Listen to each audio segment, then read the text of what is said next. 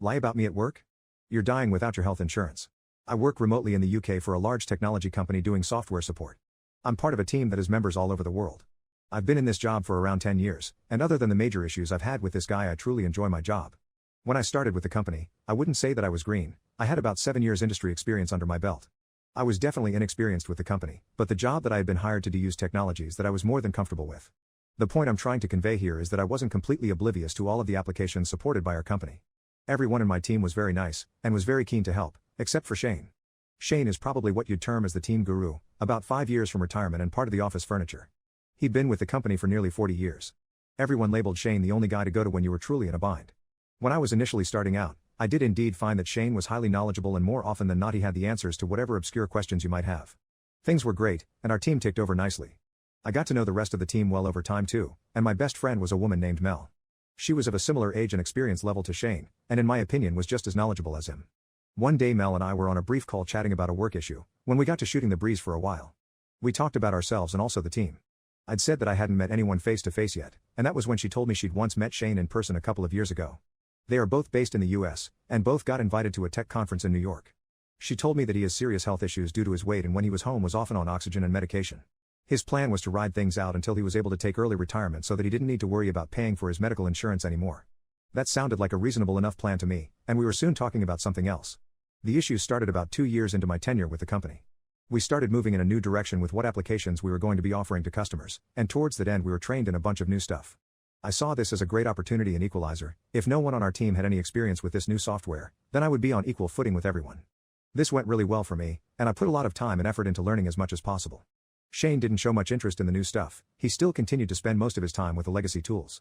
In team meetings you could clearly tell he was getting pissed off that his status as a guru was gradually becoming more and more meaningless. This wasn't anything personal. We work in software and you have to adapt in order to remain competitive. As time went on, it was becoming clear to the team how much work I was putting in, and I was well on the way to becoming the go-to guy for the new software. During this time, Shane would start snapping at me for anything he could plausibly manage.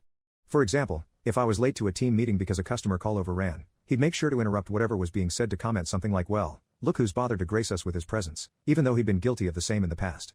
Things like email chains too. Almost anything I sent out that included him and our boss on an email, he would reply with some unrelated complaint or observation completely irrelevant to what was actually being discussed. One day Mel called me and asked me what my beef with Shane was. I told her that I had no beef at all with him, and he just seemed to have it in for me. She said that if she managed to find anything out she'd let me know. Things continued like this for a couple of years. I continued to be the go-to guy, and he continued to try and discredit me, and generally paint me in as bad a light as possible. One day we had a major incident, one that literally could have cost the company millions in SLA fines if it was not solved quickly. Our manager split us into teams to troubleshoot specific areas, and she paired me up with Shane. I wasn't happy about it, but whatever, I was a professional. We got on a call and started working through the issue. As our call progressed, it was becoming abundantly clear why he didn't like me. He knew nothing about the new application. He hadn't done any work on it at all. Everything I asked him to check, he needed hand-holding, even for the most basic of tasks. Eventually I just shared my screen and said for him to watch me. I went into the guts of the system, through so many logs, and eventually found the problem was with a recent patch we had installed. At this point he dropped the call. I didn't think anything of this at the time because we use Skype for business, and it can be flaky. I just continued what I was doing. Our process was not to roll back any changes until it had been approved by the senior manager. Because I was the one responsible for deploying and rolling back patches, I made some notes about what we needed to do, and then rejoined the main call.